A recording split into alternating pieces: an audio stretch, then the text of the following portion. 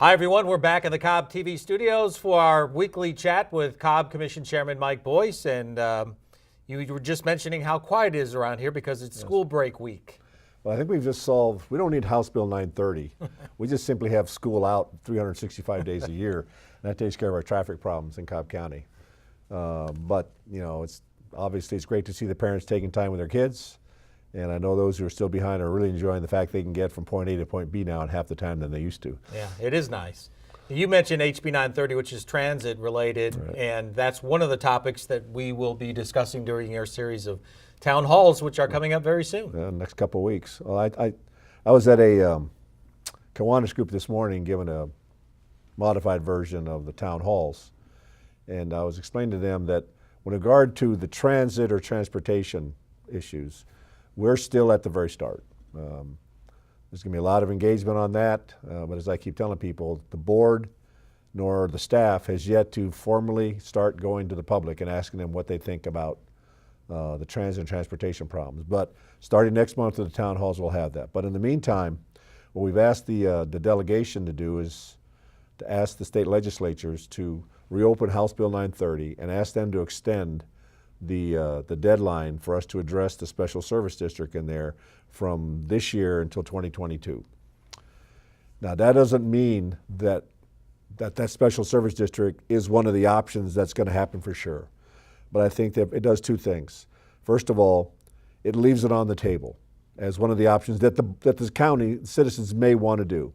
And if we don't leave it on the table, then we're arbitrarily taking it off, and I don't think that's fair to the people of the county who may, in fact, want to support that. But the second thing that does is that puts us in line with having our two referendums, one for the SPLOST renewal in 2020, and then the referendum for transport and transit issues in 2022. I originally wanted to do it in 2021, but the board had some concerns about spending $400,000 to $500,000 on a special election. Plus, it's an off year that may not bring everybody out, although I think it will. This is going to be a very, very robust discussion. But nonetheless, as a chairman, I have to do what I have to do to get the necessary votes. So all the board members are agreed to ask them to extend it to 2022. So we're going to ask them to do that. That, of course, is up to them down in the Gold Dome. Then next month with the town halls, we will start this discussion on transit and transportation because they're two separate issues. And I'm not going to get into that. I'll leave that for the town halls. But at the outgo, we're going to start having a common discussion about what are the terms, what are we talking about on these projects that may emerge from this process.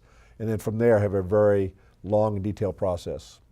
I know it's a bit of an apples and oranges situation, but I've received a lot of questions through social media and just out on the streets about if Gwinnett's voting for MARTA in their referendum right now, why do we have to wait so long here? Well, because it took Gwinnett 5 years to get where they got. That's what's lost in this discussion. This approach to where they're voting, and remember, they originally thought they were going to be able to vote on this referendum much sooner, and then last fall their board, said no, we need to wait a little bit longer. So they're going to have their referendum next month. We're not going to wait 5 years, but we're not going to do this overnight because we have to get this right. I go back to the 2012 T-SPLOST. When the perception by the voting public is that they were presented with projects and the approach was you're going to take this or leave it. And they said, okay, we'll leave it. Well, we do not want to have a repeat of that process. I'm completely the other way around. I want to make sure that this process involves the public. They come up with a project list so that they bring it to the board. So when the board hears it, we've taken all the input from these town halls, from the public hearings, the emails, the calls. So they have a really good idea of what they want to put in the 2020 SPLOST vote and in the 2022 referendum for transit and transportation. So even though we had a survey that gave some indication, I'm going to just simply go on my experience with the town halls last year. You have to take the time to engage the public.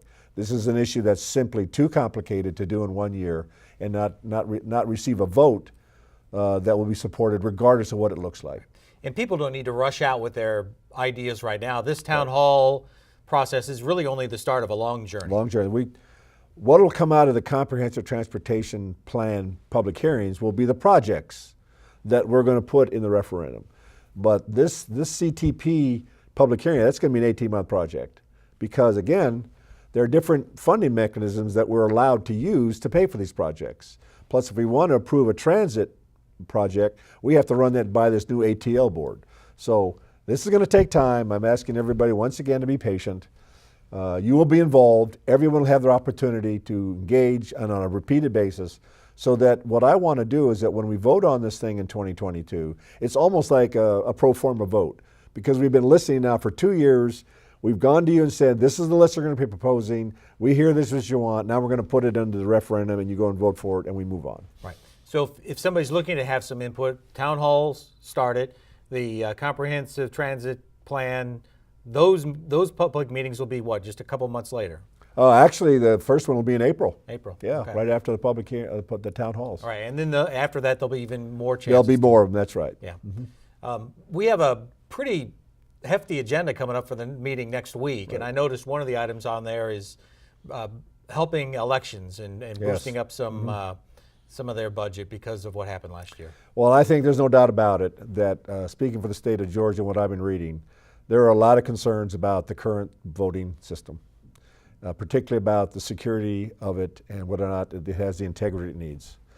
And I'm not going to get into all the specifics, but I'll just talk about one thing that I have seen, and I think I talked about this earlier in the town hall. When we had the November election, I went down to the Board of Elections office to thank all the people who worked there, and I was just absolutely blown away about the number of bins that were there that had the registration forms you use before you can go vote. And every one of those had to be alphabetized, it had to be done by hand. We cannot have a 21st century voting system with 20th century or 19th century approaches to voting. We have to find a way to approach the fact that this is a county of 750,000 people. And when you have a really robust year with all kinds of great subjects, you may have over 300,000 people voting here. Every one of our 141 precincts was open on time, both for the general election and for the runoffs.